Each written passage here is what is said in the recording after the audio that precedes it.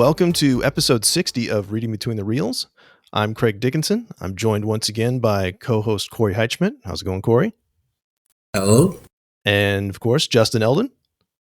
Hello. Hello.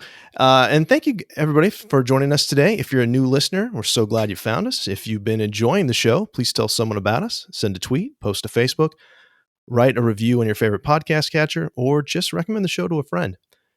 Today on the show, we are joined also by Dan Zehr from Coffee with Kenobi. Hello, gentlemen. I am looking forward to this conversation about the real, accurate, authentic Man of Steel. Yes, today... I swore I wasn't going to do that, but poof, just burst out. Yeah. If you didn't know, we are talking about Superman the movie from 1978. Hold on, I got a genuflect. Go ahead. Okay, I'm good. Yeah, this is a movie, I gotta say, Dan, when we decided with the show we were going to do not just Star Wars movies, this was one that I immediately thought of, and I immediately thought of having you on the show because I know of your love for this movie and kind of distaste for Man of Steel, so I know that would come up a little bit. But distaste is probably not as accurate as disdain. But sure. No. We should have hashed these things out before the show started. No, this is all part and parcel of the wackiness of the airwaves. So I wasn't prepared. We'll get into that, I'm sure. Yes. So let's actually, it's a really good time to be talking about DC with all of the changes that are on the forefront. As of right now, as of this recording, we have not quite heard what the slate is going to be from James Gunn and Peter Safran, but we should hear very soon. So this, I think, is a very appropriate time to do this film.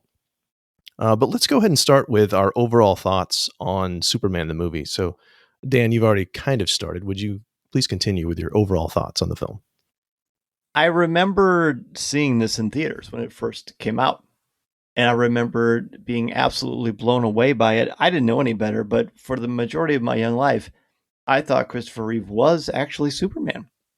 Right. And then as I got older and I read comics by some of the greats like John Byrne and Jeff Loeb and just and all the great artists who have worked on the Man of Steel, every time I'd go back to the original film, I just thought this movie gets it. I really feel confident in saying of all the superhero movies and all the actors portraying these mythological characters, I think there are two that personify the spirit of these heroes more than anything else. And I think it's Chris Evans as Captain America. And I think it's Christopher Reeve as Clark Kent / Superman, because I think it's important to dignify and point out the performance of both, because they're both very different characters portrayed by one actor, which is another masterstroke in this film. I absolutely love it. I think it's an almost perfect superhero movie. And I feel very comfortable saying that the John Williams theme to Superman is my favorite piece of John Williams music in the history of ever. All right. Corey, what about you? What are your overall thoughts on Superman the movie? That's a good one to follow up on. I completely agree. I think this movie, I remember watching this as a kid, and this movie is an incredible story. I would label this as one of the all-time favorite childhood movies growing up. When you're a kid, you look back, and then when you watch it as an adult, you look back with fondness, even though the effects don't hold up the same way that modern movies do on some of them. You look back at this one and you can't help but love it. And watching it again to get ready for this, I'm going to tell you, it just brings back so many smiles and heartfelt, warm strings for Christopher Reeve that you look and he personifies Superman. Like I can see why Dan says, he for years you just thought he was Superman. You look at him and he is Superman. He looks Superman. He sounds Superman. And his Clark Kent is brilliant. And so I look back at this and I think this movie is epic. I think it sets the stage for bringing comic book movies into fruition, because so many of the shots in this movie, I think, are great at what would be a great storyboard of a comic book page, where they're zooming in and you see some epic things or somebody standing in the background while there's some foreground conversations. They do such a great job with that. And so I think this movie, you run a risk when you make a comic book into a movie of not pulling it off. And I think Donner did an incredible job of not taking it so seriously that the movie has to be only serious. He had some slapstick in there. He had some amazing shots. He had some great effects. Everybody had an incredible story, and he had brilliant actors through here. And so I think it's just a great character developed story. Your main actor doesn't come in for 48 minutes into the movie, and you still pull off a masterpiece. I mean, that's talent to be able to do that and build that story up. And I think that's why Superman is a fan favorite.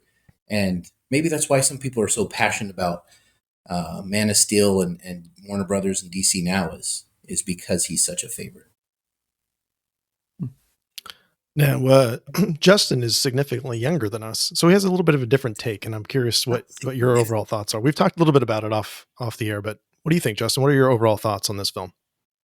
First off, I would like to point out the negative connotation you used that phrase with significantly younger. I'm going to see that as a bonus.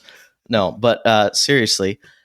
So growing up, I didn't grow up with this movie in the same way you guys did. Obviously, it was around, but I think the first time I watched it was like around 2006 when Superman Return came out, and I needed to be like, oh my goodness, like this is obviously a sequel to something. So I went through and watched those movies, but I didn't watch them very closely. I wasn't into this sort of thing quite as much. So before the episode, I watched the movie a couple times to try and get like a more modern take on it, and I think it's fantastic. I think any criticisms I could have would come from like almost like a lack of understanding of the time period that it was created, in terms of like movie technology being a little bit different, audiences being a little bit different, and also just the general climate of like today we are very used to blockbusters, superhero movies coming out like, you know, several times a year. Definitely wasn't the case back then. But yeah, in watching it, I was, and maybe we'll get into more of this later, I was very surprised how much other superhero films, especially Superman films, really borrowed from this one. Like I didn't realize that this was like such a genesis of everything else. But yeah, I thought it was fantastic, and kind of to Dan's point, it's amazing to see what Christopher Reeve can do in playing two characters, because I've never subscribed much to the idea of like, oh, Superman can just, you know, take off his glass, or Clark can take off his glasses and nobody knows who he is. But then in watching this, I was like, oh my goodness, like Christopher Reeve can pull that off. He's a different person. His mannerisms, his facial expressions, the way he carries himself, like it's very different. Anyway, so much of it I just think is fantastic. I have my issues, but we can get into those. But fantastic film. Will. Yeah. Yeah, and I did not see this in the theater. I was a little bit young. I saw the Superman 2 in the theater, but I do remember vividly seeing this on the ABC Sunday Night Movie so many times. Like it is an indelible part of my childhood. And you know, it's interesting. Like, did we all watch just the theatrical cut, the 143-minute, 2-hour, 20-minute movie version? Because there are so many different versions. The one that I've probably watched the most though is the DVD that came out in 2001. It's the first DVD I ever bought, and they put like 8 extra minutes in there. And I don't know if you guys have seen the Gauntlet of Doom, where Superman's walking through on his way to Luthor's lair, and there's like the machine guns. Awesome. Yeah, I love it. So cool. Not in the theatrical one, so I missed it this time. But I love that part. There's a little bit more Krypton, and some more Jor-El and stuff like that. But mainly the Gauntlet of Doom is the thing I always remember from that. And I remember seeing that as a kid too. So I remember seeing it in other versions. Like it's not in this one because there are so many different versions. There's a lot of similarities to Star Wars with this film. Obviously, John Williams, we'll talk about him at length. And you know, another thing too is the whole thing with the Salkinds and how this movie got made is amazing. It went through so many iterations. In doing research on this, I mean, I knew some of the things about the difficulties with Donner and the Salkinds and why, you know, there's the Donnered cut. making Superman 1 and 2 at the same time and the difficulties those guys had. And the loving warmth of Marlon Brando on the set and his earnest desire to reach out and mentor his fellow actors. Dan, I don't know you super well, but is that sarcasm? Because I've heard stories. It's very much so. All right. Just making sure I'm reading that. Yes, it's quite disappointing, actually, hearing that, because, I mean, who doesn't love Brando as an actor? Yeah. My gosh. Yeah. He's a great get for this film, and we'll talk about that. Absolutely. And Hackman, too. I mean, like, that's the thing as a kid. Like, Gene Hackman he's always, will always be Lex Luthor to me. And I didn't realize, like, the level of actor that he was to get both of these guys in the late 70s was quite an amazing get. When you edit this would be a good time to insert him screaming Miss Tessmacher. I think that would be great. Oh, I'm not in this out. I'm leaving this in. My last. Sorry, go ahead. Well, I was just going to say about Marlon Brando, the thing that is the only time, I will say this, that I have ever seen Christopher Reeve make a negative comment about anybody was Marlon Brando, where he said on an interview that Marlon Brando was phoning it in. And he didn't worship at the altar of Marlon Brando. Yeah. And I thought that is such a different for Christopher Reeve. And I only saw that video, I think, last year. Like within the last year, I've seen that video somewhere on TikTok or some social media somewhere where it got shared. And I thought, oh my gosh, that's the only time I've ever seen Christopher Reeve say something negative about anybody. And so Marlon Brando, and then I read some of the things that he did, and he phoned it in. Yeah, he did. And he still pulled off a great role. Yeah. Yes. And he almost literally phoned it in too. I mean, there's things about him wanting to play it as a bagel, right? Or a suitcase. What? So yeah. That was his original pitch to the Salkinds was, if I'll do it, but how about if I play it if I'm just like a bagel and I'll just do voiceover. He was too close to kryptonite, I guess. Yeah. Strange man. Can you imagine the view of Superman and like the mythos behind him we'd have today if he was a bagel, or a buttered croissant? Yeah, that's horrible. Like there's an alternate timeline out there somewhere where he actually was a bagel, and they're just and he's delicious. Oh my goodness, you guys are derailing my show. I love it so much. Don't say too close to the scripts, Craig. No, I can't. Okay, so that actually it's a good segue for what I was going to say, that there are multiple ways this could have gone, because at one point, William Goldman, who wrote, of course, The Princess Bride and Butch Cassidy and Sundance Kid, was approached to write the screenplay. That would have been interesting. Lee Brackett, who of course wrote an early draft of Empire Strikes Back, and then you had Coppola almost directed. William Friedkin did The Exorcist. Richard Lester, who ends up doing number 2. George Lucas and Spielberg were also approached. And I love the thing I read about Spielberg was, let's just see how this Jaws thing shakes out, and then we'll come back to him. And then it was like, nah, it's too late. You missed your window. But I mean, obviously Spielberg would have been a great choice for this. But I love Richard Donner. I've loved so many of Richard Donner's films that he was the man for this job for sure. So let's go ahead and dig into some of the things. Let's talk about the cinematography of Superman the movie, as far as composition, color, camera work.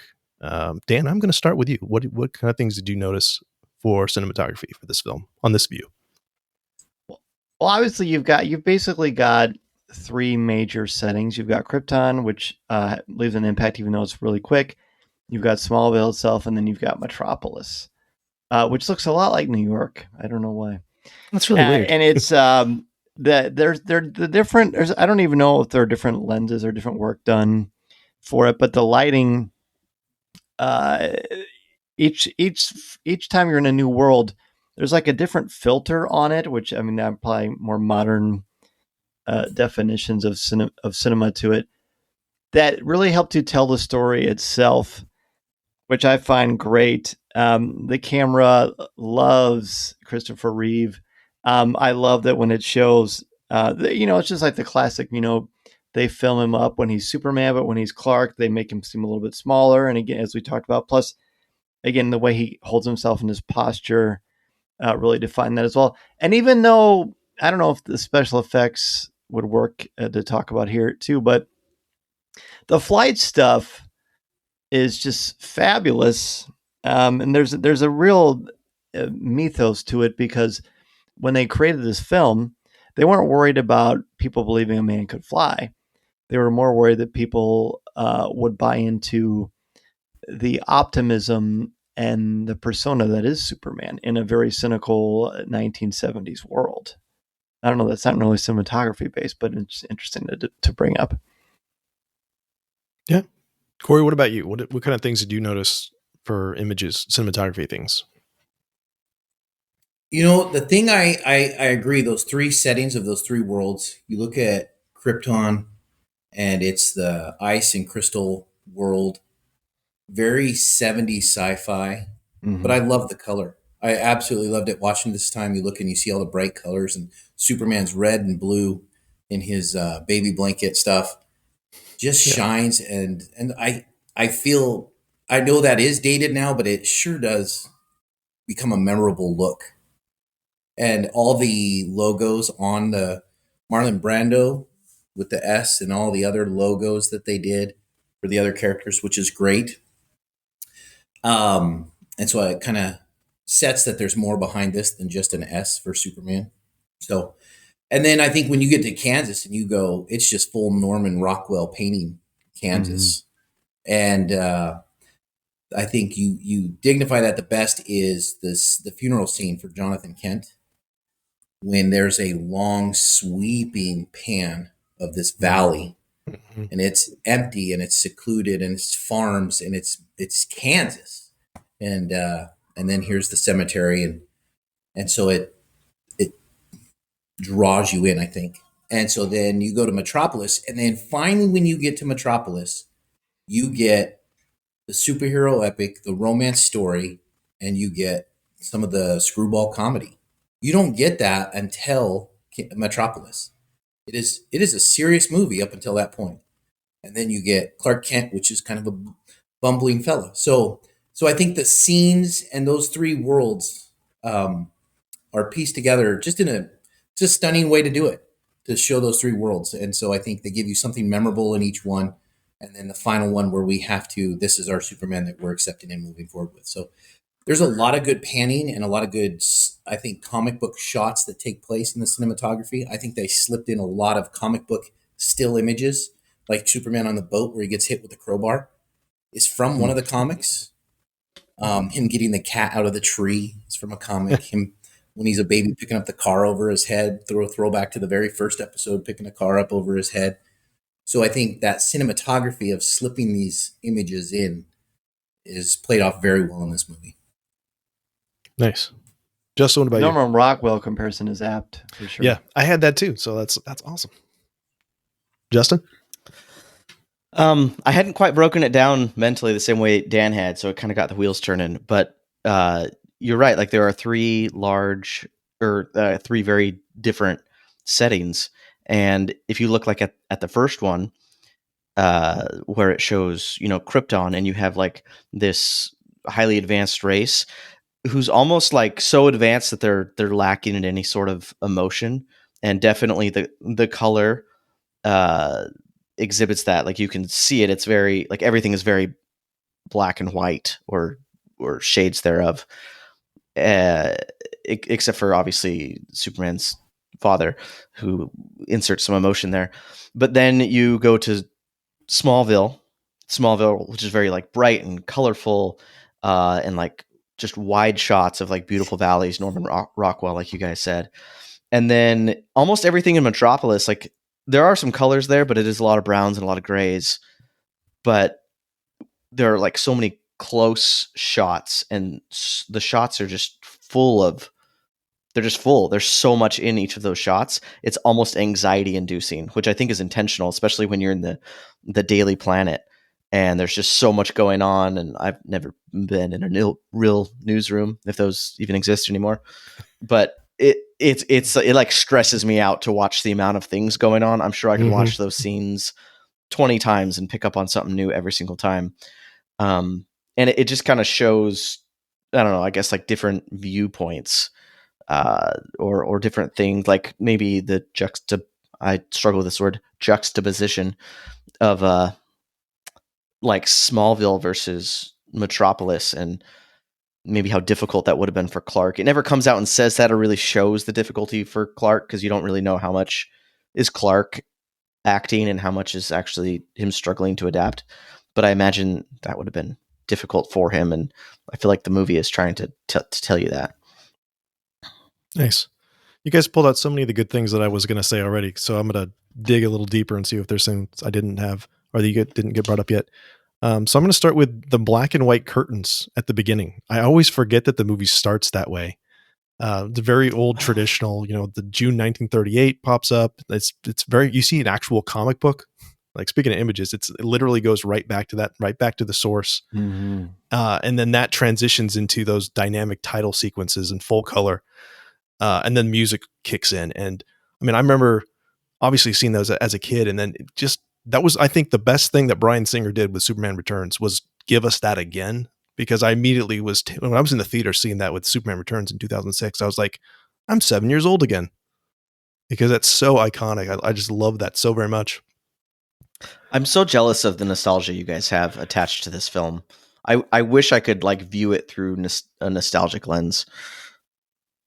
Yeah, it does. It makes it easy to forgive the effects for sure. But yeah, it does. That just doesn't bother me because it's just at the time it blew us away. True. Well, and you know what? In watching that, and I felt this way when I watched the original Star Trek series.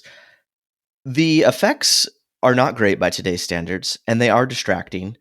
But you look at a lot of modern superhero movies, the effects are still distracting. Like, you tell me the final act of Black Panther isn't distracting as the CGI battle in which the Vibranium Mountain. They admitted that they rushed, which is why it looks so subpar. Yeah, but I mean, there's dozens of examples of that through modern films for sure. So that's a good call. I think for the time it was great, and a lot of it holds up. Not all of it, but a lot of it still looks pretty good. Ultimately, this is the biggest thing about. I'm sorry to interrupt you, Corey. Go ahead. No, I think the most important thing about the effects and why there's not as much of a distraction, and granted, I'm probably looking at it through a slanted lens because of the nostalgia factor that you mentioned, Justin. But if the story, I heard a critic that I really respect once say, if you watch something and the special effects are completely taken away and the story still has impact and weight and carries an emotional heft to it, then it's a good story. Yeah, I think that's what makes it easier here, is because this is a terrific story about actual characters and not about how can we get to the 25-minute CGI ending that so many films have, and actually has dialogue in the last 20 minutes of the film too. And I think that cures a lot of ills. Yeah, the effects don't feel so dated that it detracts from the story. Yeah, most of the time. The best effect in this film when is you look at the history of the time. Like, I think there's 3 movies around this time within a decade of each other that I think distract me a little bit with some of their CGI, some of their special effects. And I think there's a reason, because I was thinking about it today with this movie, is Star Trek the motion picture, Superman the movie, and 2001 Space Odyssey. And all 3, you went from cinema where movies were being made to now all of a sudden they had special effects where they could put this computer background and overlay an image on top of it. And you see it in Superman where he goes off and he's studying with Jor-El for 12 years.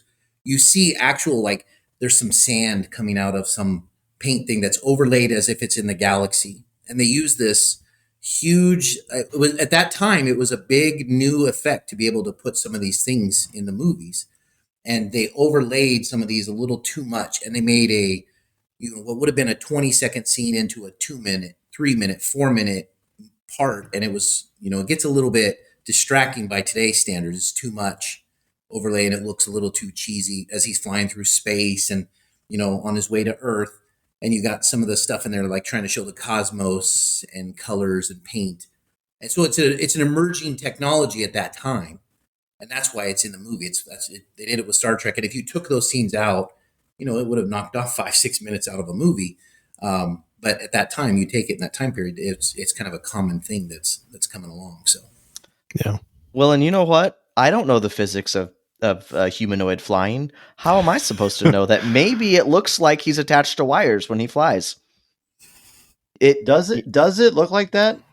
Because I honestly, mean- I can't tell because I'm just Yeah. again. I think every time I watch it, I'm like I'm 8 or whatever. Yeah. There's a couple scenes where I'm like, it looks like he's wearing a harness underneath that suit, or the way he's turning just doesn't quite feel natural. But then again, humans or like humanoids, I guess, don't really fly, so it's not really natural. Maybe His maybe cape flows differently than Henry Cavill's cape flows. I'm just going to say that because one is CGI and one is actually Sure. worn. There is a particular scene, yeah, it's the part where he's standing horizontally on that building, and his cape is not falling the way it should. Oh, I know exactly what you mean. I've always been so enraptured by that, and it's such a cool little. Hey, what's up, dude? You know, what's up, bro? What are you doing? Elevator You wanna broken? steal something? That you just forgive it. But you're absolutely right, and I think that's almost like the magic of Superman. That he can control his cape. Is that one of his powers? I don't know. Maybe there's static. Maybe. Is there a lot of static? Could be. Maybe he's affecting the gravity around him so much that it also affects his cape.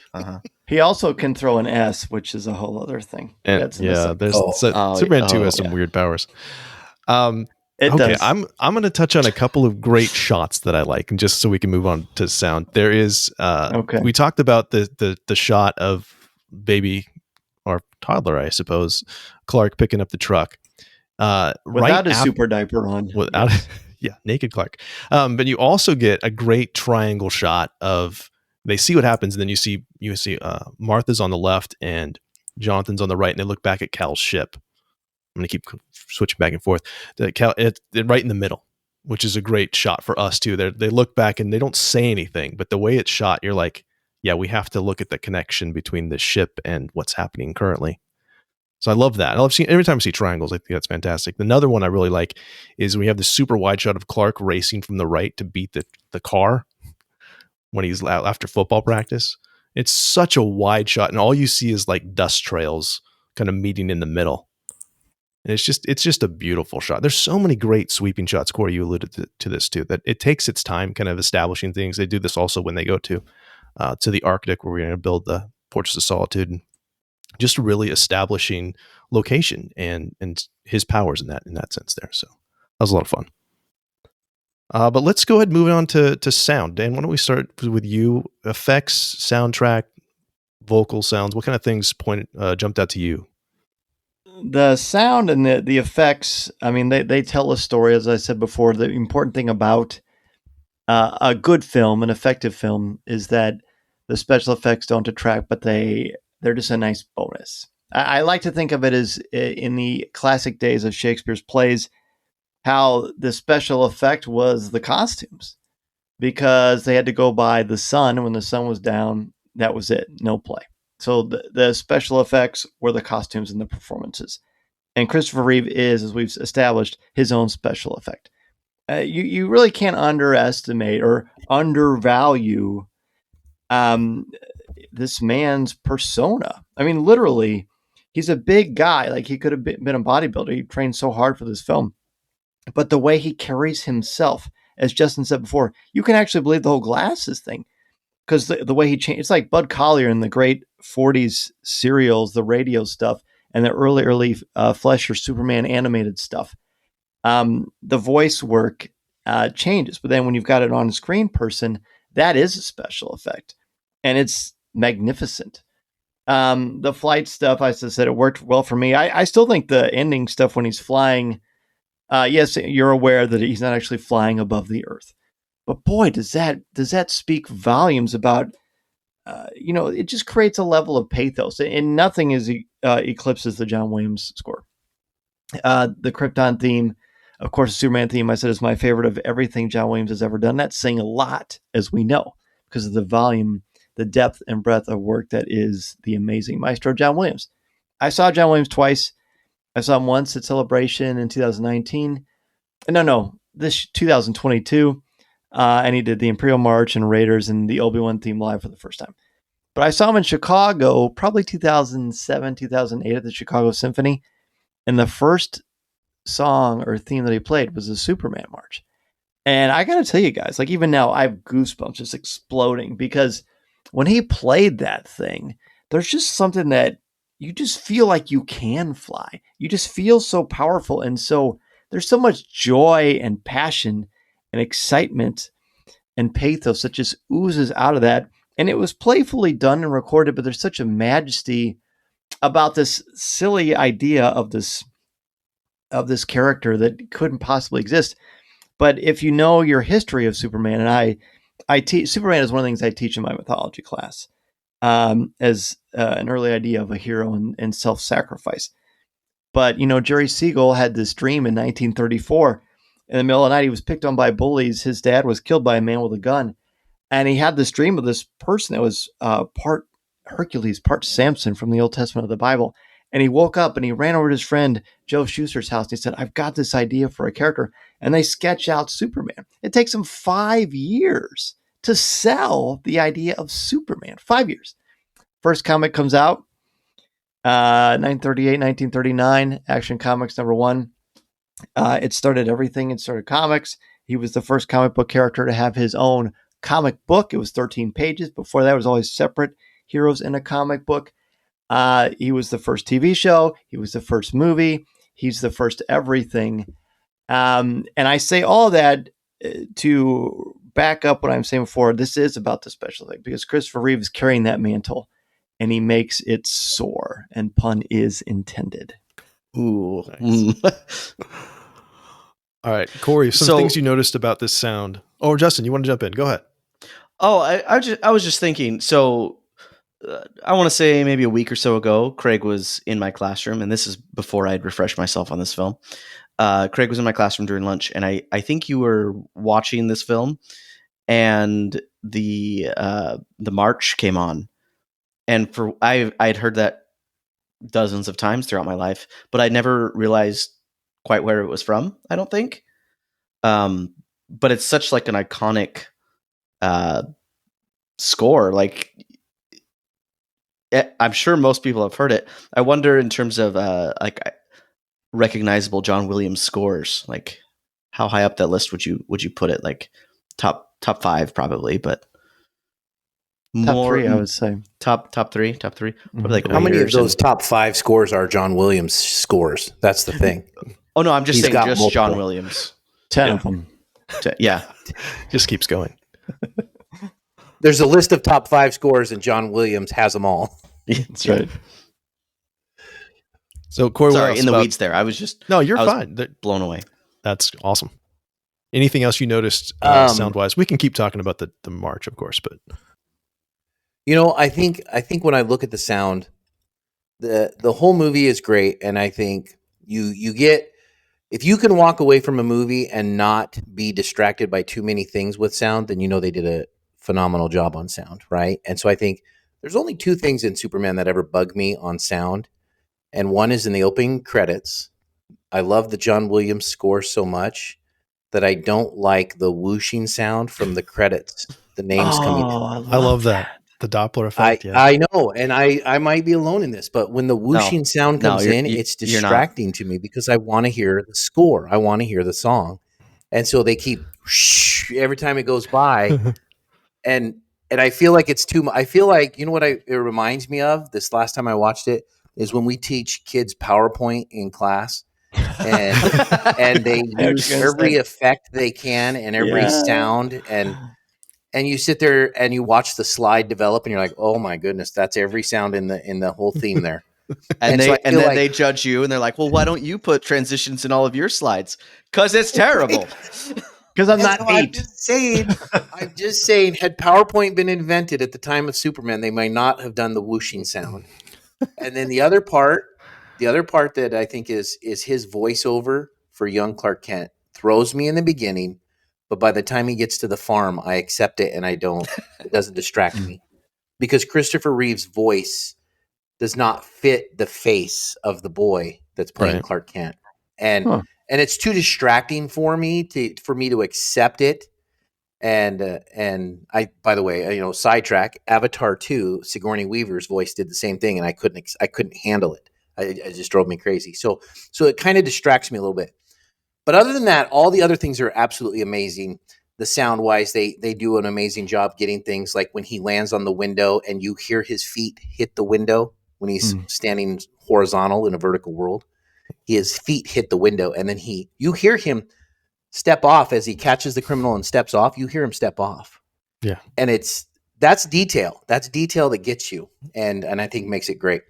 And then the one thing I'm going to highlight for Christopher Reeve, he is the voice of the helicopter announcer, the helicopter technician who's announcing the weather to the helicopter pilot. He puts on a drawl, a trucker drawl, and tells the weather for the pilot. You got to pick up Miss Lane here and take her down, and so he tells the weather for the helicopter thing, and it's Christopher Reeve. Never knew it until it was pointed out to me, and then when I went back and heard it, you can distinctly tell it's him, and he's got a great drawl. Shows the level of voice and commitment and talent that he has.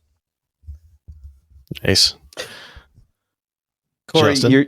you're not alone with the whooshing sound. You thought you were alone. You're absolutely. It's like the audio equivalent of like the old lady that holds up an iPad to take a picture.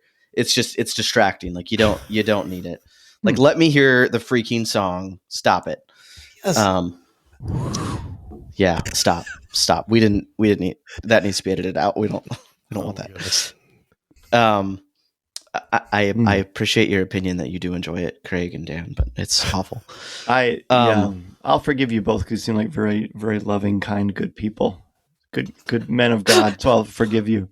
Okay, well, Craig, do you want me talking about like vocal sounds right now? Because I don't think Dan is going to forgive me if we keep going. No, dude, do it, brother. Anything from that sound section? I love differences in opinion. I think it's fantastic. It's makes for good content for sure. So. Lois. Yeah. Oh my goodness. Someone tell that poor lady to stop screaming. I can't take it. We're talking about Willie Scott from Temple of Doom. Sorry. That to me it was very reminiscent of that. It reminded me of that.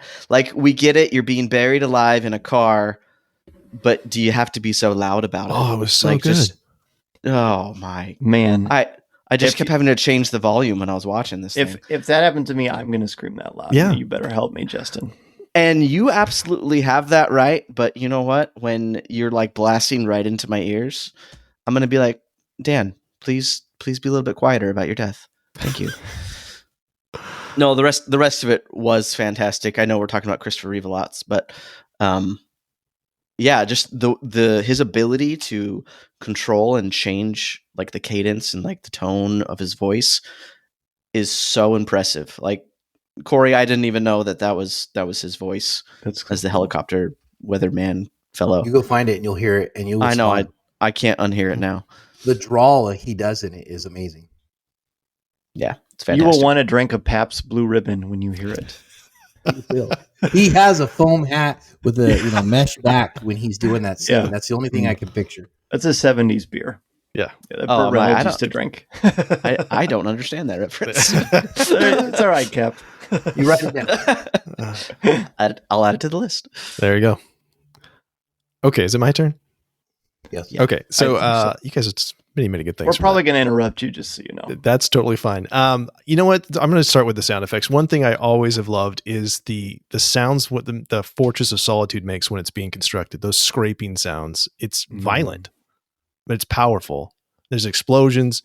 I love that so much. That along with the ringing of the crystal, which kind of calls to him. Yes, is also amazing. My funniest effect is the one, and you have to listen for it. Most people miss it, especially now. It was where the mom slaps the daughter for lying, quote unquote, about Superman saving her cat, which, again, late 70s, you can get away with that. That would not fly in a movie from today. But that's hilarious. I have that part under things that would not fly today. And there was like 5 or 6 of them that I'm like, yeah, that's not okay. See, and I wanted to speaking of that, I wanted to talk briefly, rebut what you said about Lois and the screaming. Like, movies in the late 70s through the early 80s, like we dealt with some serious stuff. Watching one of your main characters die on screen, that's a common thing that we would deal with in the 80s. Horrifically. Yeah. I would have loved to only watch it. That would have been great. Yeah. I just don't want to hear it. Kids today can't handle that stuff. All right, so here we go. So here's a few things. Speaking of soundtrack, so did you guys know that John Williams was not the first choice for composer? That blew me away because Jerry Goldsmith had done The Omen for Richard Donner.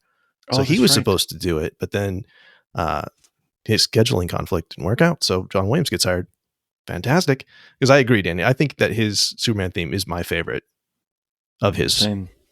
And I think that that's like really more than any of his other stuff has kind of superseded the film that it even came from. Like if you Star Wars, you think of the Star Wars film. Indiana Jones, you think of the Indiana Jones movies. But I think with Superman, it's Superman period, and every incarnation of Superman. Like it's not even, you don't even necessarily think of this film. It's just Superman, the person, the character. But I also, there's a bunch of leitmotif. I'm a huge fan of leitmotif. I mean, that's one thing we teach at the end of the year. So when I get to pull those things out and listening for repeated phrasings is a lot of fun. One I really enjoyed this time was that it's the crystal. There's a couple. There's like, you have the Krypton theme, but you also have a crystal theme. And that one is the one that we hear when the crystal's calling to him in the barn. And then it's the same sound when the kryptonite is revealed. So it's a good and a bad thing. It's kind of an interesting twist there. And then of course, I didn't pick up on that. Is it the exact same, or is it subtly different when it shows the kryptonite? Well, it's the same song. It's probably in a different key or something. I mean, I'm not a music person per se, but it's the same melody. Oh, okay. I'm gonna have to listen to that. Of course, you also have the March of the Villains, which is always fun. That when John Williams uses tuba, because he's a big fan of tuba.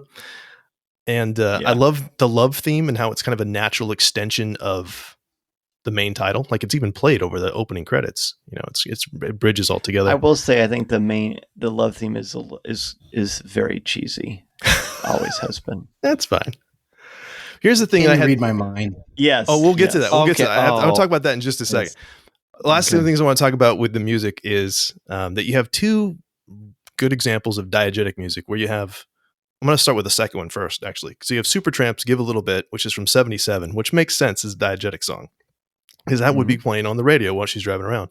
But then you also have Bill Haley's Rock Around the Clock, which is playing Clark's 18. So what year? That's going to be 66 probably. 76, 66. That's a song from 55. So it's interesting. It kind of sets They have the scene. Radio stations that have play oldies. I don't know if you knew that in your part of the country. But isn't it kind of designed to put you in the mood? Like this is a current song. That's the way I've always read it. So it's an interesting choice of song that they don't go with a 60s song. It's true. But I think it also goes back to the whole like Norman Rockwell thing. Like it very much puts you in the mode of like, this is old time Americana. They might as well be eating apple pie. Yes. Exactly. So it just kind of fits that. It doesn't have to be a literal fit for that. It's it's an emotional fit for that. Yeah. But yeah, the Can You Read My Mind thing. Now David Collins did a whole sing that. She was supposed to sing that. Yes. Now what? Really? No, I didn't. Yeah. Know that. Pause this and go find the episodes of the soundtrack show that David Collins did. I listened to it. I just don't remember that part. Yeah, he talked about that a lot. Like she was supposed to sing it, and Donner was like, "No, that's not going to happen." And so it becomes a spoken word thing. It's good until she starts to do that. When it rhymes. Yeah. Yeah. it just doesn't fit. Feels so high school stage. The lights dimmed, and the main character and one of the characters stepped over to the corner and did a monologue. That's how that feels to me. But I think that's purposeful, though, don't you? Because it does create sort of a classic trope of performance art, right? Where all of a sudden everybody takes on the persona of her because she's like a high school, even though she's this mature, sophisticated woman who can take over the world with her writing and her grit. Around Superman, she's like a high school girl because that's the impact that Chris Reeves has on the audience. So that from that perspective, I like that. That's kind of a little bit Lois's thing, though. If a lot of viewers of this in 1978 were coming from the comics, she's got like a very puppy love for Superman. Right. I still don't necessarily appreciate the scene, but you're absolutely right. It feels like a high school play, which would kind of denote some sort of high school love interest type thing. And he would be the same way because it stands to reason that he hasn't had time to date because he's too busy trying to figure out how to be this world's messiah in essence. Yeah. Well, and he was secluded for 12 years in the Fortress of Solitude. Around a guy who just was phoning it in, and it was a croissant for crying out loud, or bagel. Yeah. And on that note, I do like the voiceover. I do like his voiceover in the Fortress of Solitude. I do like as far as vocal sounds go. That is So a cool. powerful thing. I don't know if he's phoning that in. He doesn't have. He could be reading that right off the cue cards, which I know he was doing in the other scenes as well. But that I always And in The felt like Godfather that. too.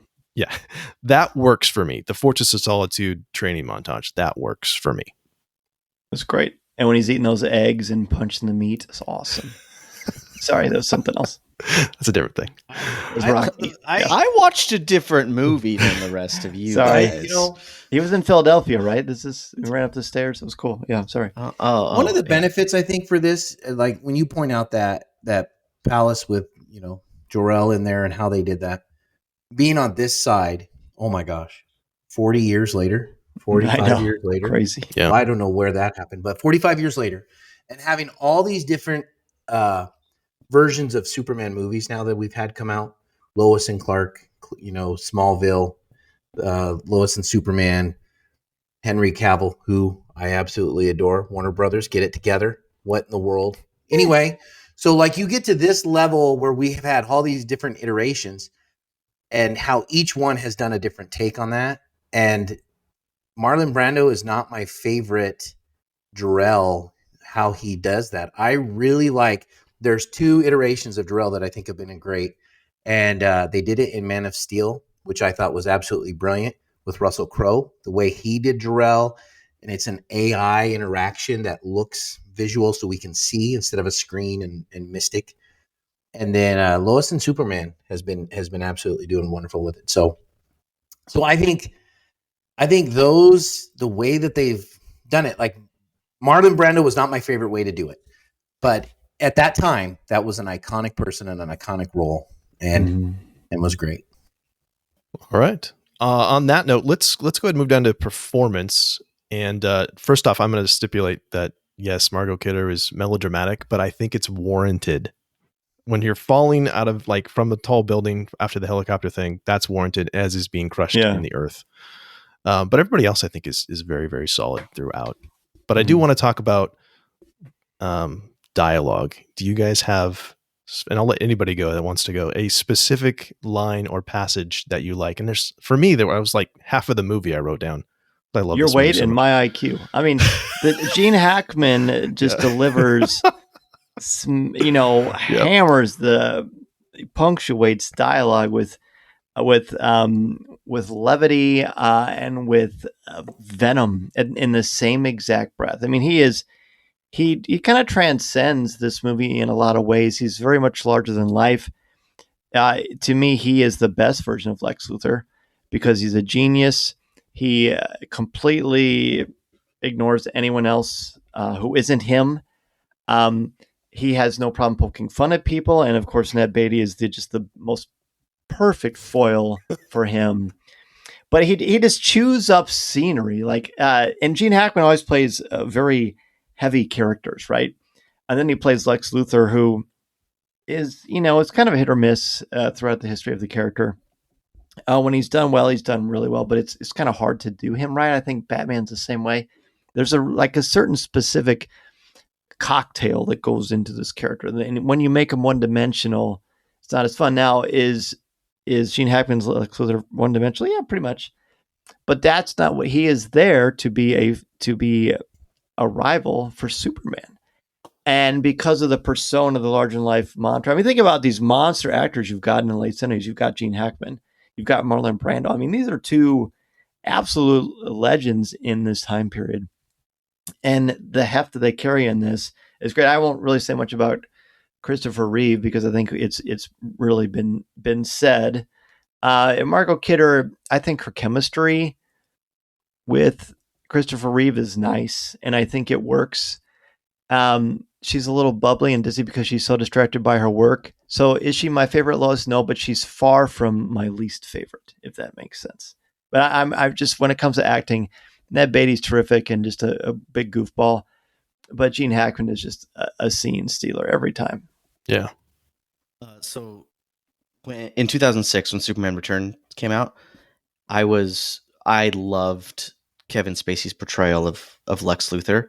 Like it was perfect for me. And knowing that we weren't ever going to get that again for a couple different reasons, I was a little bit sad, not realizing that Luthor was obviously based off of Gene Hackman's Luthor.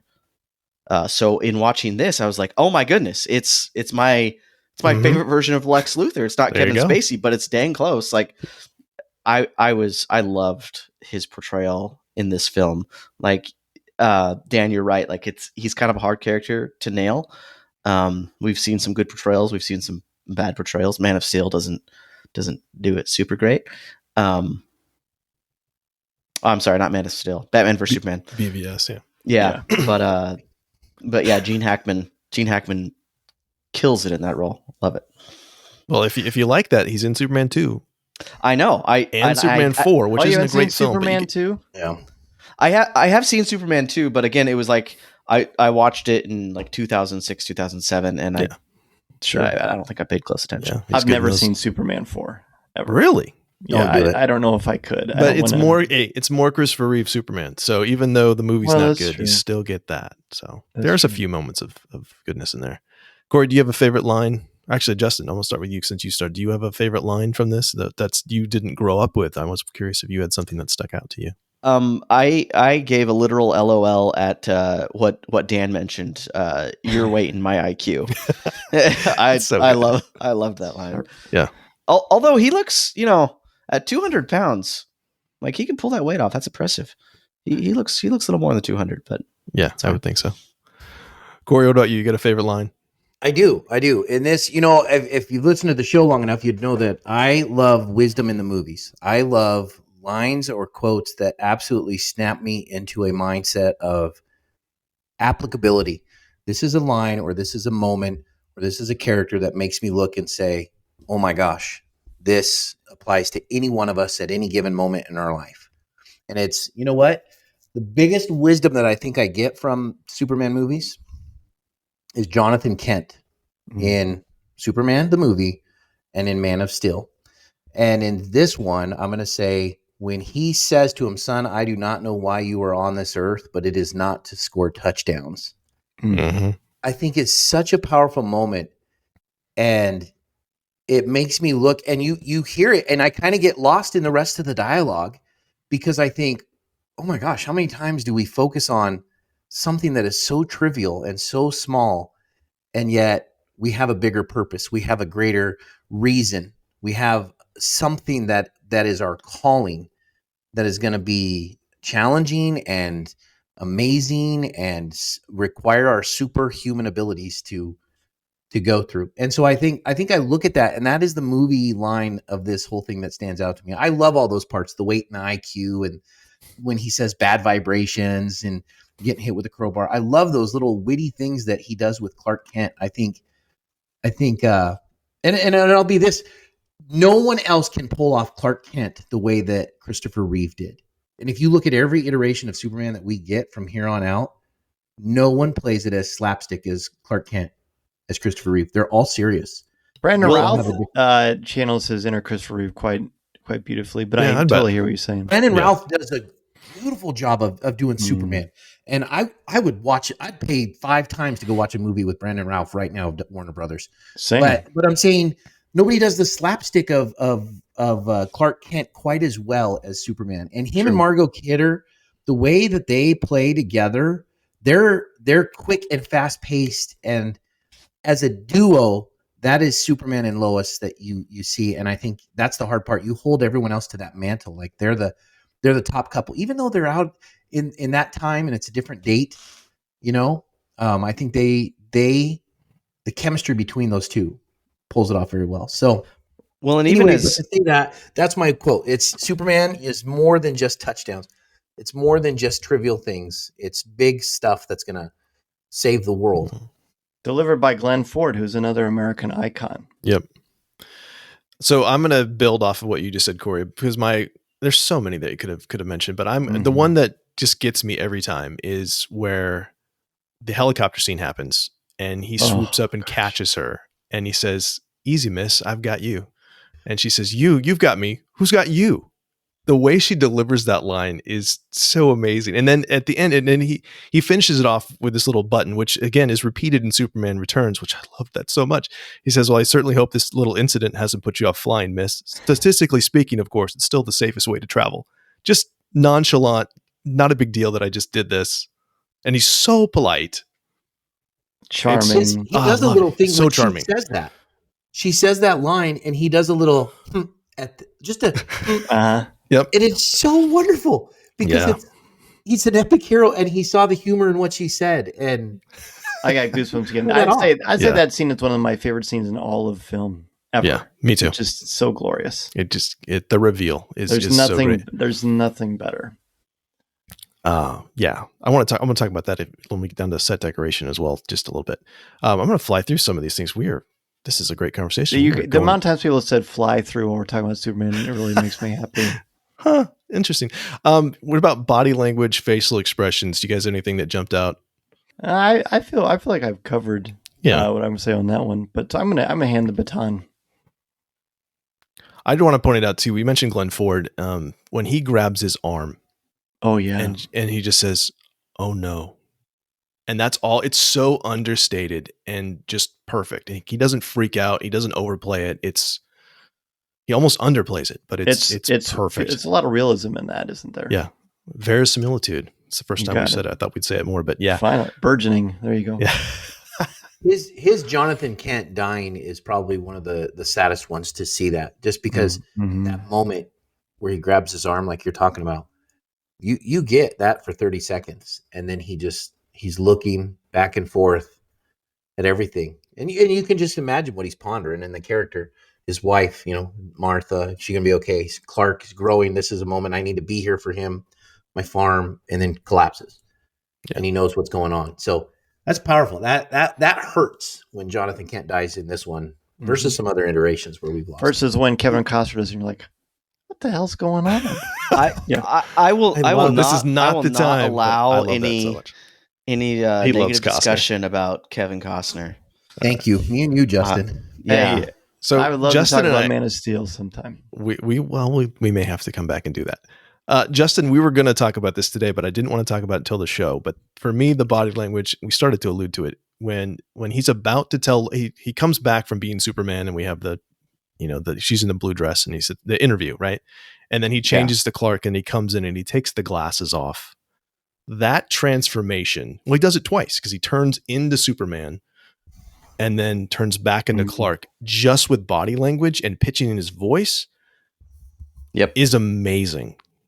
It's such a great performance. It's Oscar worthy. Just that sequence. I agree. Especially because it's so back to back, and you get to see Clark right after Superman, and you're like, oh wow, like you can't even tell that that's the same person. Acting moment in this film. Yeah, so good. You know what?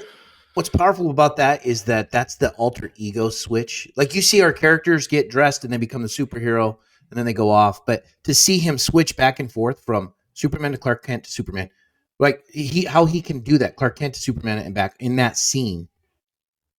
Posture, well, and even he has to do is so amazing for him to do that. That Clark Kent's his costume, and Superman is who he is. That's right. And even in that scene where I'm assuming he's about to tell Lois like who he is. Is that what he's about to do? That's what it looks like. Takes off his glasses and he straightens up. Yeah, that's what I'm talking about. And he lowers his voice, and you're just like, oh wow, the timbre of his voice changes. Yeah. The description from Kill Bill that they give of how they do a whole montage of awesome. Superman. Yes, and I think that is absolutely brilliant because it talks about how Superman is Superman. All other superheroes become Batman is Bruce Wayne and he became Batman. But Superman is different than all other superheroes because he is Superman who has to go play Clark Kent, which is Superman's view of humanity, or how his alter ego has to blend in is to be glasses, the completely opposite side, and oblivious and kind of bumbling. It's almost a judgment on humanity that he knows, if I'm going to hide, this is how I hide in this world. Right.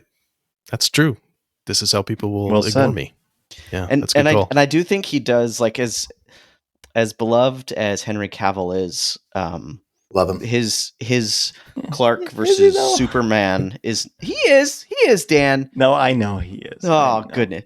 His Superman to Clark is not that much of a change. It's a very similar person. No, Like you can't Either way, hide he's that a good looking frowny of a face with no Yeah. hope. Yes. Even Tyler Hoechlin in Superman and Lois is the same. His Clark and Superman are too much I the know. same. True. Henry I mean- Cavill's Clark and Superman are too much the same. So we'll you all can't be that stipulate. handsome and have an alter ego. Nobody has pulled off the bumbling Clark as well as Yeah. Christopher Reeve. Right, Nobody yeah. can do that. It's a He's the masterclass. goat, man. He's the He goat. is. He is. I do want to mention too, before we move on to setting the design, the genius of doing Luther's wigs, quote unquote, where Gene Hackman does not have to shave his head. There's another story I love about this too. He had a mustache when he was cast, and he didn't want to shave the mustache. Corey, do you know So this they story? CGI'd it off? Or wait, that's No. that's your boy. Richard Donner told him, if you shave your mustache, I Yep. will shave my mustache. And Richard Yep. Donner did not have a mustache. He had a fake wore mustache. a fake mustache and took it off in front of Gene Hackman when he. That's how he tricked Did him to shave Hackman his. like that? Did Hackman laugh? Well, he signed have on for worked. both movies. Stayed. Yeah. True. But they have not made that same deal for the Joker in the Adam West Batman. Like that guy's. Oh that no, guy's he got the mustache. refused to shave Yeah. that thing. Yeah. Well, he didn't have Richard Donner as a director. All right, let's talk about setting the design. Let's talk about. I mean, this is filmed in Pinewood for the Krypton scenes. Shepperton Studios as well for Fortress of Solitude. New York, you mentioned that earlier, Dan. Doubles for Metropolis, strangely enough. The New York Daily News building is the Daily Planet. Still there? Yeah. I love that, Corey, earlier you said, and look, and you're in Kansas, but really you're in Alberta, which is interesting. It's Canada for Kansas. Some of us It looked always like Canada. filmed in Canada. Every show has it in Canada. Yeah, It seems isn't that awesome? Wait, is Lo- it really? Yeah. Mhm. You- Small oh, was, There's parts of Canada that are was. untouched. That's why we have to. Oh, Yes. so much of my life is a lie. It's a Canadian lie. No. Yeah, lots of models in this one. The Golden Gate Bridge is a scale model. Miss Tessmacher. Sorry. Ba-dum-bum. Krypton Council Dome. I love that earlier shot too. The sense of scale when that thing rolls back, it's so huge, and the little tiny people in the middle of it. The Hoover Dam is a scale model as well. I don't know if you guys have. Yeah, it is, and they slow things down when the water comes in. That's how they kind of make it look as real as they do. But it really, Oh, why didn't we bring that up when we were talking about effects? Like, well, we are. Because Talk you were about it. so Okay. upset about the screaming. Yeah, yeah, that's right. I did focus on the screaming. yeah. So there you go. There's also that scene with the flooding. It was reused in an episode of Knight Rider. I remember. I watched. That's right. That's right. Which is it doesn't have Superman in it, obviously, but he's conspicuously missing from that. And I was like, I've seen this. This is from But David Superman. Hasselhoff was kind of Superman for a while to Yeah. many people across Sure. the pond. Yeah, in the Germany. Yes. Yeah. So we covered locations. That's what I wanted to bring up. But what about set decoration and props? Did you guys have anything that jumped out? We just take that rapid fire because I had one interesting thing I noticed this time, but I'll wait. I think you should just get us rolling, Greg. Okay, Yeah. well, this is okay. So I've seen this movie, I don't know how many times, 100 times at least. So earlier in the film, the first time that Clark goes to the Daily Planet, if you remember when he's leaving, he gets trapped in the revolving door, right? It's kind of an awkward scene. Mm-hmm. When he goes to save Lois from when the helicopter is happening, where does he go? Mhm. Back to Yeah. that same revolving door. He Oh my remembers it. goodness. He walking by and he pauses and he looks over there. And this is the first time I caught that he was like, I'm going to go use that thing that I ran into earlier today. I was Because just now it's on. Yeah. Now It's the- genius. Yeah. It was foreshadowing. Mhm. Yeah, Oh my gosh. I never I thought love about this movie that. so much. Good catch. Craig, I Good got catch. goosebumps. pick that up. That's super amazing. cool. This is the Oh, first time there I we was go. like, holy smokes. Because I happened to notice him look over there and I was like, holy smokes, that just happened. You didn't His say. confidence when he Great comes out Scott. of that door is Yeah. amazing too. Oh And that man, guy makes a comment to him, and he just puts his hand. And goes, that's a "Excuse me." bad outfit. Yeah. Yeah, So it is good. just- oh yeah. I mean, the other thing I had was just Luther's underground lair and how it's super opulent with the library and stuff and futuristic for the time. You know, Yes. he's got a video screen and all those a things. swimming pool. Yeah. Yeah. Underground swimming pool. That's cool. Then mostly of the props I had were really dated things other than the box of Cheerios. I remember that product placement being huge because that was one thing my parents would be like, you should eat Cheerios because Superman eats Cheerios. And I was like, I've never forgotten that. And obviously it worked. Yeah. You tell an 8-year-old kid you should eat Cheerios because Superman does, he's going to eat some Cheerios. Mm-hmm. I always wondered who product placement works on. It's you, Craig. At that time it did. But yeah, lots of notepads and pencils, newspapers, things you don't see in movies anymore. The giant tape Daily recorder in the Planet car. props, the outdatedness of those today in our modern world, the keyboards typing the entire time. That Just there's a Daily great. Planet scene. I love it just so much. typists going crazy. I always was so infatuated by the glass partitions that separated the offices, and it just kind of had this very kind of had a weird futuristic feel to it, even just the glass everything. Yeah. The hula hoop prison thing that they have in the beginning with the Zod. Yeah. That's trial. just I like thought what the was an Lucasfilm story group just is. a simple way to bring in some scientific futuristic society, and here they have these people standing on trial and they're held by, it just looks like two hula hoops going around. Mm-hmm. And so you just accept, oh, well, this is some kind of a prison cell or something that they're in. But to do it in a way that is, I think, visually stunning, to make you go, oh, wow, that's kind of Yes. fascinating and futuristic, but it looks like just two hula hoops going around. I thought that's a great use of setting and design to do that. Mm-hmm. Absolutely.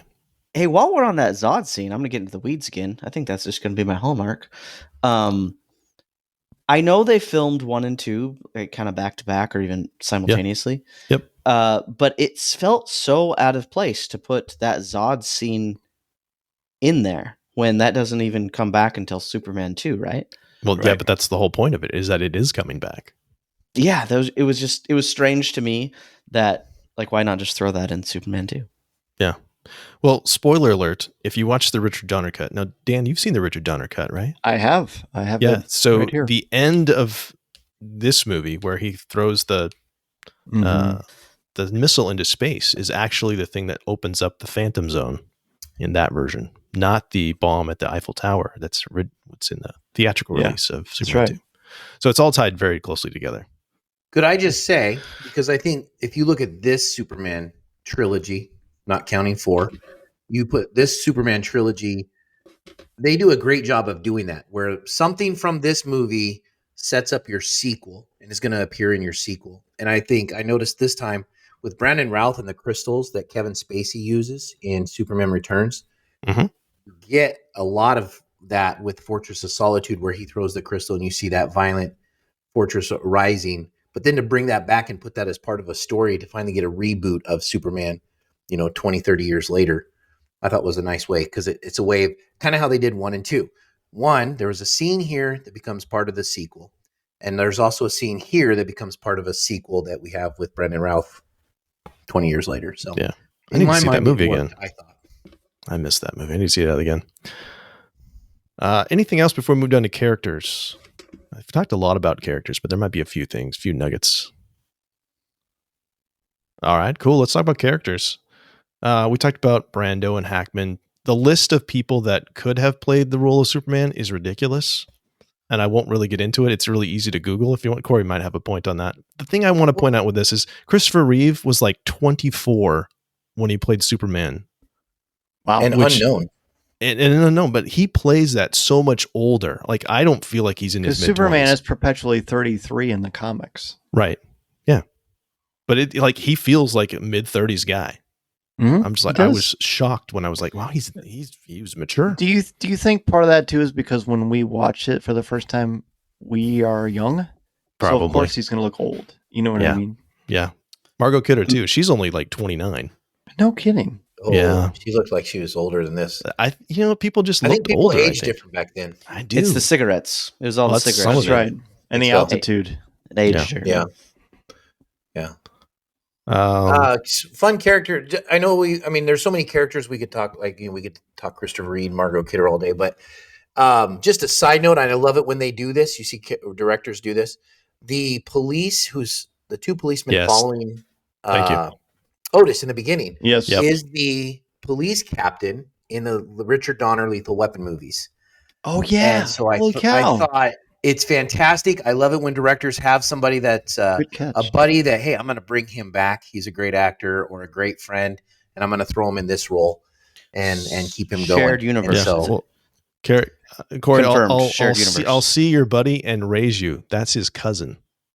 okay. Well, Steve there you Steve go. Cahan, is his cousin that plays. Huh. Yeah, I will Captain say Murphy. that and So Lethal Martin Weapon. Riggs and Richard Murtaugh could be in Superman's universe. Oh boy, If I He read could have- that, he I got could I'm too promoted. old make for a fan this theory. stuff. He was like 41 when he was too old. Yeah, That was that scene is, let's be honest, that and then the near death of Lois Lane. Those are two extraordinarily brutal scenes. Like that is absolutely. cold-blooded, premeditated murder. Yep. It's I mean, the 70s certainly had its share of very violent films, Dirty Harry, French Connection, speaking of Gene Hackman, all that stuff. But that was no fool, and that very much shows you.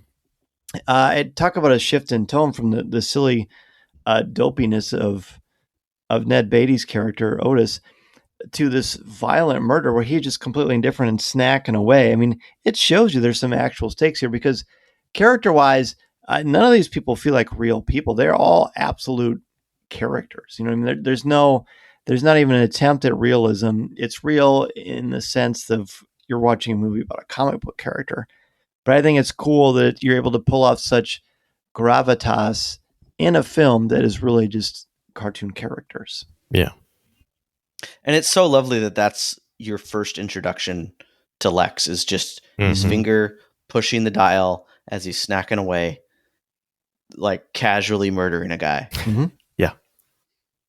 Yes, Awesome. it's true. All right, let's talk about Hero's Journey. And Dan, this is also one of your go-to things. So I want to see what you think about Hero's Journey for this one. I know you talk about this a lot with your students. I do. So, I mean, I think it's obviously paramount to the story. Superman is unique in that he has several mentors that he loses, which, you know, of course, both of his fathers, because it's almost like he's got more to unclip that he's pulling, the responsibility he's pulling for. He can let that stuff go and face the world on his own with the multiple lessons, both being instilled from him from his Kryptonian father as well as from his human father, which are really, really lovely. Do you think he's got like a refusal of the call? I don't know if I he think does. he does, but you can't look at Superman 1. You have to look at 1 and 2 together. Then there that you go. becomes problematic to me. Because I think that I know, and I was You know what I thinking mean? of this hero's journey when I was looking at these notes and trying to think, where do I see the hero's journey and all this, and the refusal of the call? I gotta think And about I thought, that. if I look at 1 and 2 together as one long movie story, then I see the refusal of the call when he gives up his powers because Sure. he wants to be human, to be with Lois.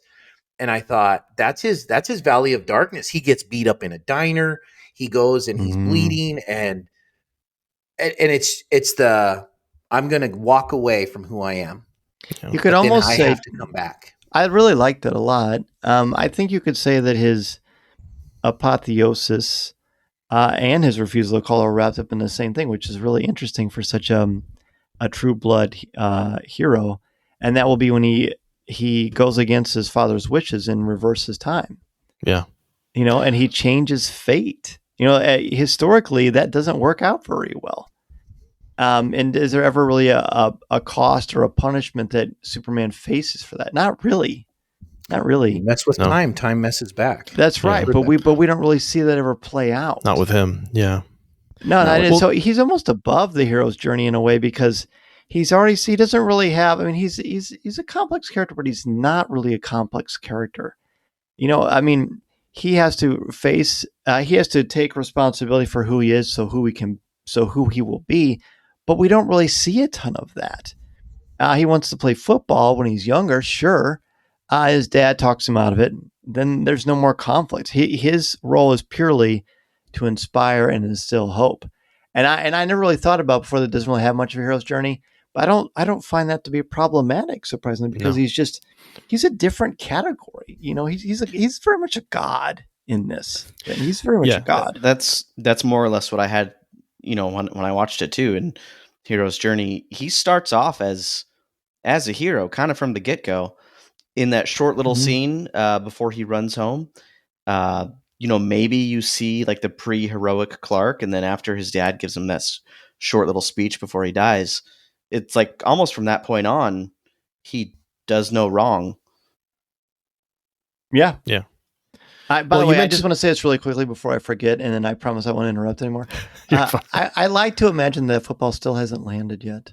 My son and I, who's 9, we always joke about that. Do you think the football will land today? When it kicks at the beginning, it just never Oh no, drops. it's Nice. still orbiting. It's called it Henry. Brandon Routhrow. Yeah, exactly. Well, you Dan, you've mentioned multiple times like the Jesus imagery with this too, and like that he is a god, and there's a lot Especially of in that. Superman Returns. Yeah, there's Much a more lot. so in Superman Returns. Yeah, but we talked about like this the design of his ship is very much like a star, right? Mhm. Kind of signifying his him coming in, and I've even seen things where people are saying like Jor-El being God the Father casts General Zod out. He's the Satan character there. Oh dear. Yeah, all of these things, the Martha saying that they've prayed the good Lord would give them a child, and so there's all of these things. So it doesn't, Other Christian it doesn't fit a ideals. traditional one because, like as you said, Justin, too, he starts out from a place of power already. He's already met. Yeah.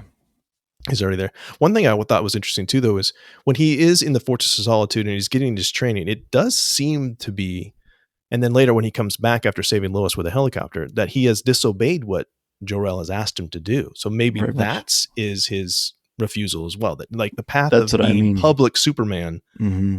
is him choosing a different path than the one he was originally supposed to be on. I'm not sure Oh, what that would have been. I could see that.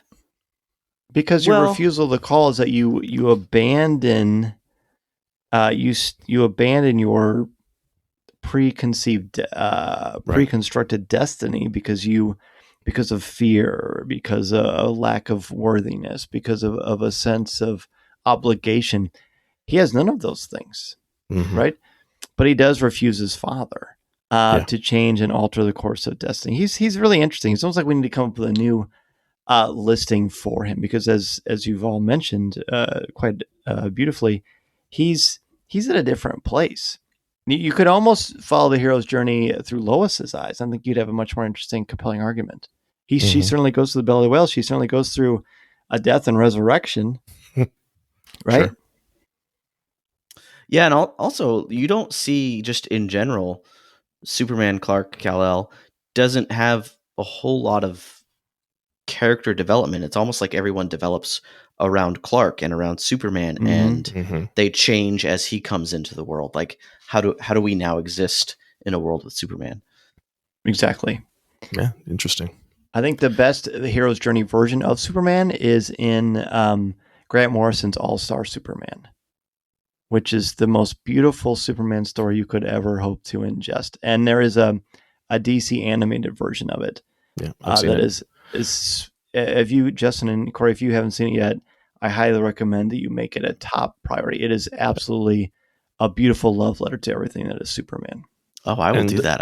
yeah, DC and animation's fantastic. All-Star apparently Superman. James Gunn Yeah. was reading that just the other day, posted about it on I'm Twitter. so glad. It's beautiful. It's a perfect story. It's a perfect Yeah, story. because he's working on that script right now. So that's You think maybe that's the direction he's going? I sure well, hope so. we don't want the ending like All-Star Superman, but Oh, I think we do. It's gorgeous. well, maybe the very not down the line. I still want to see. I Yeah, want to see that's- several Superman movies. Well, Give same. me like 9 Superman movies, please. Agreed. Spoilers. Yeah, Agreed. sorry. I'm just kidding. Okay. We talked about world building a lot, so I don't know if there's anything else we need to talk about with that. So final thoughts, guys. Dan, we'll start with you. Final thoughts on Superman the movie. Wow. I mean, I think this film over last summer I showed it to my son who was 8 at the time for the first time. Not knowing how he's grown up on the Marvel films, all the Star Wars stuff, so he's seen the elite special effects that exist. I wasn't sure how he would handle it. He loved it. He was absolutely riveted by it. And again, it's because of all the things we've all mentioned. The whole thing is just a love letter to stories and mythology and superheroes and comic books and Superman at his core, a hero that you look up to, who we aspire to be like, very much like the classic Greek mythology, the mythological constructs, which are, the hero falls down and is fallible while that he's going to get up. That inspires us who cannot, leap tall buildings with a single bound, or we're not faster than a locomotive, but we can get ourselves up again, and we can fight against great injustice and adversity. And this movie encapsulates it perfectly. I mean, when it comes to superhero movies, I think there are some that are untouchable. I think this is untouchable. I think The Dark Knight is untouchable for very, very different reasons. I just think they're just absolutely, they nail the essence of this character so beautifully, and I mean, I can't say enough wonderful things about it. Yep. Corey, what about you? I think this movie sets the future for all comic book heroes to come forward. Without Superman, we do not get superhero movies to jump to the silver screen like they would. I think this movie, in its time, set the stage. Batman comes out, 8-9 years later. I mean, 1989, right? Yeah, 1989. So 10 years later. So I think when you look at this Superman movie made it to where this is a character that is so loved. The story, it's not perfect. The CGI is not, at the time it was great. You go back and you watch it and you realize how people interacted in movies back then was very different than how they interact now, and the conversations and the depth and levels. But you go back and you can't help but smile and love and fall in love with the character and who Christopher Reeve is, and even who Margot Kidder is. You can't help but fall in love with that story. And so I think when you look at all of the Superman iterations that we have now, is because that movie was pulled off so well, because Richard Donner had done such a great job of everything we've talked about. The characters, the sage, the sounds, John Williams is the man. Every single thing that you put into that movie set the stage for superhero movies to come forward. Here. And I think it's the one that makes me love all of them. I love every single Smallville, Lois and Clark, Superman and Lois, Brandon Routh, Henry Cavill. I love every single one, and I will take every single one. I will pay to go see them in the theaters because I'm so loyal to the character because of what groundbreaking work Christopher Reeve did. I think Christopher Reeve has the perfect look of anybody we've ever had. He is him on the boat getting hit with a crowbar is my look of Superman. But I think by and large, this movie set the tone for everything, and it makes you fall in love. That being said, I sincerely hope with reboots and everything we have coming forward from Warner Brothers, I don't need to see Jonathan Kent die again. I need to go forward. I accept the mythology from where it was. I just need you to give me a fast forward button. I don't need 48 minutes before I see my character come in again. So, that's the one thing I'm always, when they do the reboots, it burns me, is watching Jonathan Kent die or watching Peter Uncle Parker Ben. Ben die. I've accepted that. Let's move forward. Let's give me the story because I love the character so much. And so if someone has not seen Superman, because they're young, like Justin, and they think it's been around and they just known about it, they have to go watch this movie. It's so good. So well said. Justin. All right, Justin, what you got, brother? All right, so again, I feel like that young term was used offensively, but I'm just going to let it slide. No, I'm coming to appreciate slower movies, and you can almost tell a movie that's going to slow, as it not boring slow, like as in its pacing, and you can almost tell right from the get-go on a movie if the opening credits don't rush you through it, like if it takes its time. I read somewhere that a lot of movies coming out today, especially like the movies that show up directly on streaming, they are made to like constantly catch your attention because people they know their audience is on smartphones while they're watching it, or they're going to watch it in clips. Like they're made to be incredibly fast paced, and it's nice to have a slow paced movie that focuses on the story. It's not trying to constantly like get you with some humor or gag or some effect, but that really just focuses on the story, focuses on the characters, focuses on the meaning and what it represents. It's like it's trying to be timeless. It's not trying to make a quick buck so it can move on to the sequel or the prequel or whatever it may be. And you know that almost from the get-go of this. And it's, I don't know, it's almost like a historical piece. Like you're watching a piece of history. Like this is how movies were during that time period. And it gives me warm fuzzies. No, but I mean, overall, just I've been critical of the film. I'm more or less joking, except for the Lois screaming that I can't do that. But overall, just fantastic film. Like if you want to sit down and watch a movie that makes it feel like it's real cinema and it's trying to tell you a story and not just quickly get you excited and let you go. It's this one. Nice. Justin and Corey, real quick, was Superman one of your favorite comic book character superheroes anyway, or not really? No, mine was Spider-Man. I loved Spider-Man growing up. Watched everything Spider-Man. I liked Superman, but I It's think like top five superhero. oh, definitely a top five. Definitely Okay. a top five. But for me, it was Spider-Man and just I don't know. But see, I identified with that being younger in middle Mhm. school when Spider-Man was a big thing. So Sure. Yeah, definitely with Spider-Man. Like I remember as a kid, I would constantly run at walls and like try and stick on walls, hoping my powers had happened yet. No, never happened. But no, growing up, I was very much in the Marvel camp. Like my older brother had a lot of Marvel action figures and Marvel comics, and I always saw DC as the enemy, not knowing that they can peacefully coexist. So You no, know, it's not till somewhat recently that I've really come to appreciate DC. Cool. the one thing I would add because of this movie, Superman the movie, is this is a perfect iteration of Superman. DC now is known as it's gotten very dark and some of the stories are real heavy. Mm-hmm. And you look at Superman for DC, this was a very different Superman. Even though there was the cold-blooded killer Lex Luthor and what he did, pushing the guy off the train. I mean, that was heartless, but there was a lightness and a brevity to him that sometimes I think maybe DC has lost a little. They need to get back to, and maybe that's why Marvel's so successful. They bring in so much humor to Marvel that you walk out of Marvel laughing at a few things when you go talk about some of the power stories. DC needs to bring in some of that a little bit. Well, You I mean even you think don't want to Lex. leave a Warner Brothers Superman film thinking, "Gosh, I'm depressed." You Yeah, mean I don't love that you mean movie you so prefer to much. leave a Superman movie I've with never hope? left a Warner Huh. Brothers movie saying that, but a Warner Brothers DC movie, I've left every one of them going, "Oh man, that was a great story." Dark, No, you but great story. you leave a Warner Brothers DC movie depressed because you check the latest news, and in the time you were in the movie, they canceled the universe or canceled the yeah. actor. Like something But has it was changed. canceled before it even started. They've never had a connective anything.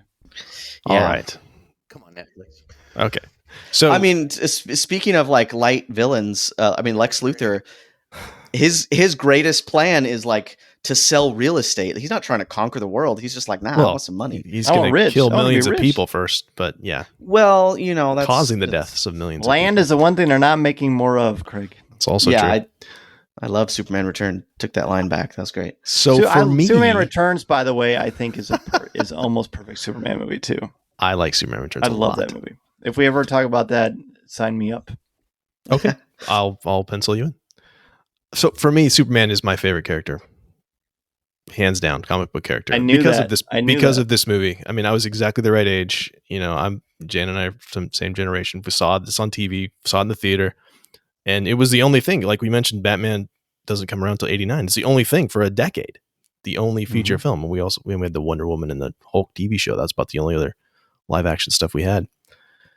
But I have to say that I was really bummed when Cavill had to come on and say, nope, you know what? Actually, I'm not coming back. That was really disappointing news. I was very excited that we were going to see Man of Steel 2. And so seeing that James Gunn loves this movie that we just watched and seeing a lot of kind of going back to this, I've seen a lot of people kind of referencing this that are in the know and people that are going to be making decisions about the future of the DCU. I knew I needed to see this movie again. And I fell in love with this movie all over again. I love this movie. I love this story. I love Christopher Reeve's portrayal. I'm reinvigorated for what's going to happen. And I'm very hopeful that this will be, as I know it has been the template for the MCU. Kevin Feige's on record as saying that I hope that this version of Superman is the template moving forward for the DCU. That we get this, a version of this character, a similar version. And like I said, I want 9 of these movies because we've never gotten an actual successful Superman series. This one peters out. You know, the Snyderverse petered out. Like, can we build this together where I can have a character that will play, an actor that can play Superman as many times as Hugh Jackman played Logan? Please. Wow. That's what I'd like to see. Absolutely. Lock him down. Well, and it gives me hope. James Gunn with Guardians of the Galaxy and the humor that he brought to that show, Guardians of the Galaxy, does not come off well without humor.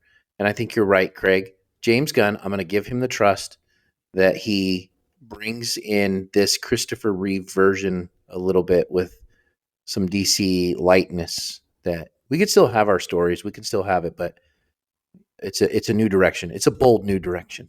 Superman has to have heart. You have to care because he cares.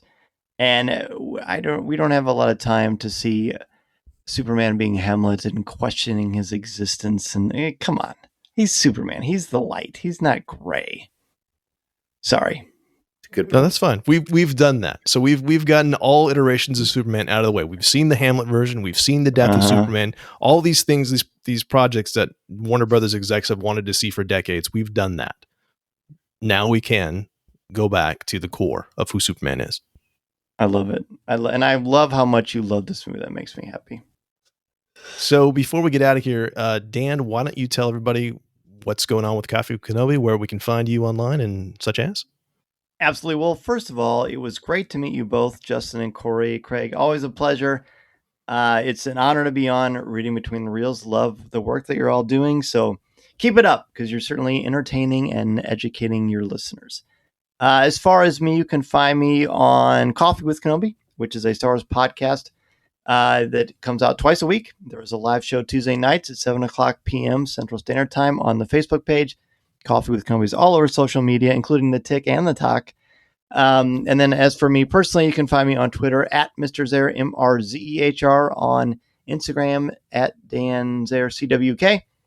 And you can find my writing on StarWars.com. I've got a couple of Star Wars books you can find on Amazon or wherever books are sold. And if you have a podcast or a blog or want to expand your brand, you can reach out to me at danzmedia.com. Awesome. Thank you, sir. So as we close, we just want to say thank you so much for listening. If you'd like to connect with us, you can find us on Twitter and Facebook. Email us at readingbetweenreels@gmail.com or use the SpeakPipe app on our website. If you enjoyed the show, please tell a friend. One last thing, our next episode will be a review of Ant-Man. Send us an email or voicemail about your favorite moments from Ant-Man, and we'll share it on the next episode.